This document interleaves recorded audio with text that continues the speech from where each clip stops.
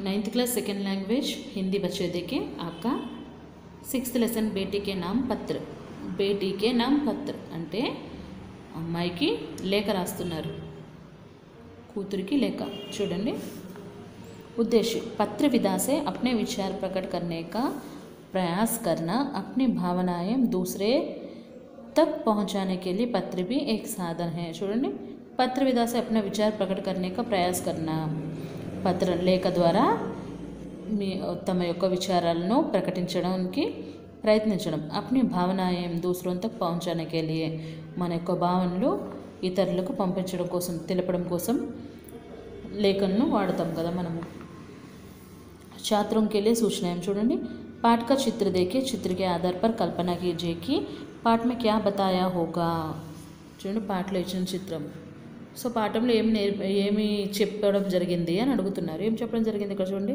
నెహ్రూజీ కనిపిస్తున్నారు మనకి పితాకే పత్ర అని ఉంది కదా నెహ్రూ చూపిస్తున్నారు అంటే లెటర్ రైటింగ్ ఉంటుందేమో ఇందిరాగాంధీని చూపిస్తున్నారు पाठ पढ़िए समझ में आने वाले शब्द और वाक्य रेखांकित कीजिए समझ में ना आने वाले शब्दों को अर्थ शब्दकोश में ढूंढिए और पाठ समझिए तो लेसन में जाएंगे अभी हम लोग नैनी जेल 24 अक्टूबर 1930 प्री इंदिरा ఈ లెటర్ ఎక్కడి నుంచి రాస్తున్నారు నైనీ జైల్ నుంచి 26 అక్టోబర్ 1930 నుంచి రాస్తున్నారు ప్రియ ఇందిరా ప్రియమైన ఇందిరకు जन्मदिन पर तुम्हें कई उपहार मिलते रहे हैं शुभकामनाएं भी दी जाती रही हैं जन्मदिन पर అంటే నీ పుట్టినరోజు నాడు అనేక ఉపహారం అంటే గిఫ్ట్స్ అనేక బహుమతులు లభిస్తున్నాయి ఇంకా శుభాకాంక్షలు కూడా తెలపడం జరుగుతుంది पर मैं इस जेल में बैठा तुम्हें क्या उपहार भेज सकता हूँ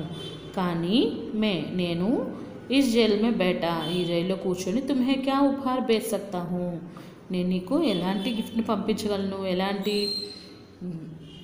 బహుమతిని పంపించగలను हाँ मेरी शुभकामनाएं सदा तुम्हारे साथ रहेगी పంపించలేను కానీ నా శుభకామన అంటే నా శుభాకాంక్షలను నీకు తోడుగా పంపించగలను నీకు ఎప్పుడు తోడుగా ఉంటాయి क्या तुम्हें याद है कि जैन ऑफ आर्क की कहानी तुम्हें कितना अच्छी लगी थी क्या तुम्हें याद है నీకు గుర్తుందా जॉन ऑफ आर्क की कहानी तुम्हें कितनी अच्छी लगी थी जॉन ऑफ आर्क अने कथलु नीकु चाला नच्चेवी कदा तुम स्वयं भी तो उसी की तरह बनना चाहती थी నువ్వు స్వయంగా అలానే తయారవ్వాలనుకున్నావు కదా पर साधारण पुरुष तथा स्त्रियों में इतना साहस नहीं होते కానీ సాధారణంగా స్త్రీలు మరియు పురుషుల్లో ఇంత సాహసం ఉండదు ఎంత సాహసము ఈ స్టోరీలో ఉన్న వ్యక్తిలా తయారవడానికి वे तो अपने प्रतिदिन के कामों बाल बच्चों तथा घर के चिंताओं में ही फंसे रहते हैं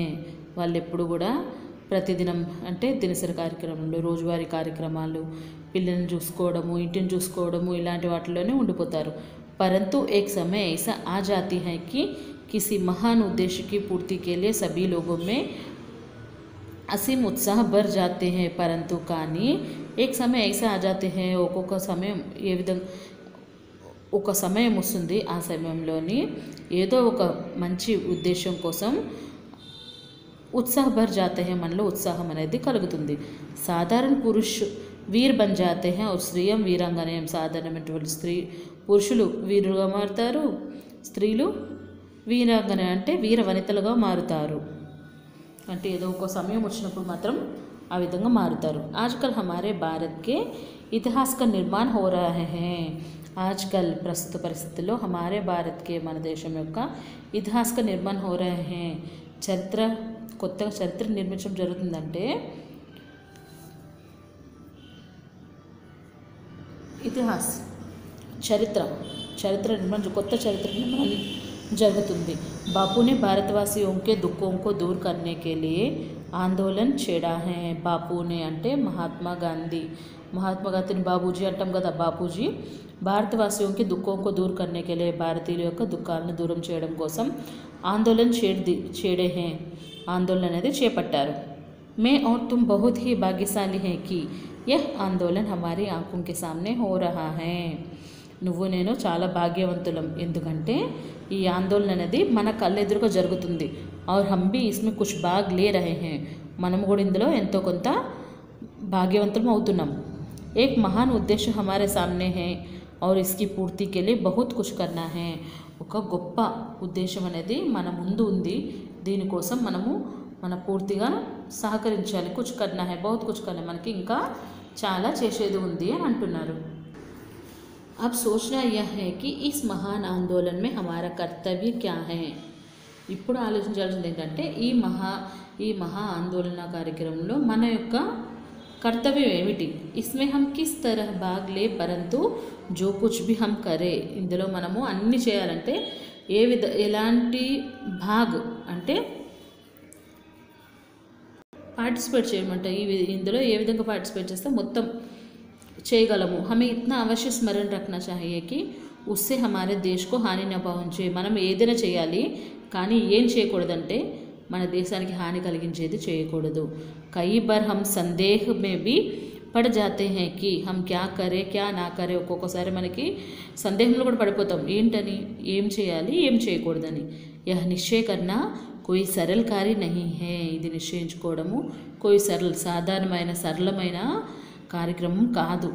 जब भी तुम्हें ऐसे संदेह हो तो ठीक बात का निश्चय करने के लिए तुम्हें एक छोटा सा उपाय बताता हूँ. ఎప్పుడైనా ఇలాంటి సందేహంలో నువ్వు ఉంటే ఇందులో మంచి ఏదో తెలుసుకోవడానికి నీకు చిన్న ఉపాయం చెప్తాను.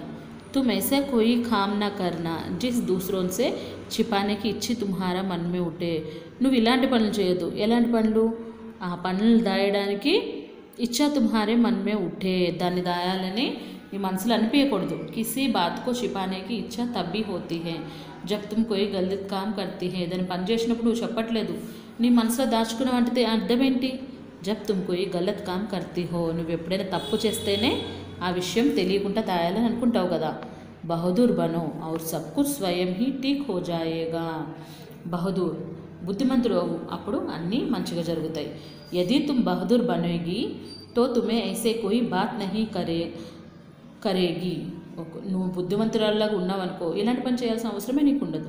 జిస్సే తుమే డర్నా పడే యా జిస్సే కర్నే మే తుమ్హే లజ్జిత్ హోనా పడే. దానివల్ల బుద్ధిమంతురాలుగా ఉండడం వల్ల ఈ పని చేయకపోవడం వల్ల ఎలా ఉంటుంది? నువ్వు ఎప్పుడూ ఎవరికి భయపడవు, డర్నా భయపడే పని ఉండదు, ఇంకా అందరి ముందు తల వంచాల్సిన పని ఉండదు, సిగ్గుపడే పని కూడా ఉండదు. తుమ్హే యహ్ తో మాలూమ్ హై కి बापूजी के नेतृत्व में स्वतंत्रता का जो आंदोलन चलाया जा रहा है उसमें छिपा रखने जैसी कोई बात नहीं है. तुम्हें यह तो मालूम है कि నీకు ఇది తెలుసు, బాపూజీ నేతృత్వంలో జరుగుతున్న స్వతంత్ర సమరయోధంలో చలాయా జా రహా హై, నడుపుతున్నటువంటి స్వతంత్రోద్యమంలో उसमें छिपा रखने की जैसी कोई बात नहीं, దాయవలసిన పనేం లేదు. हम तो सभी काम दिन के उजाला में करते हैं. మనం అన్ని పనులు కూడా వెలుతురులో చేస్తాం. చీకట్లో తప్పులైతే చీకట్లో చేస్తారు, మంచి పనులు అయితే వెలుతురులో చేస్తారు కదా. అచ్చా బేటీ అబ్ విదా. సరే, ఇప్పుడు నేను సెలవు తీసుకుంటున్నాను.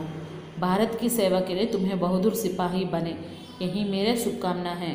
భారతదేశానికి సేవ చేయడానికి నువ్వు ఒక బుద్ధిమంతురాలైన సిపాయిగా మారు. యహ్ మేరీ శుభకామనా హై, ఇది నా యొక్క శుభాకాంక్షలు నీకు.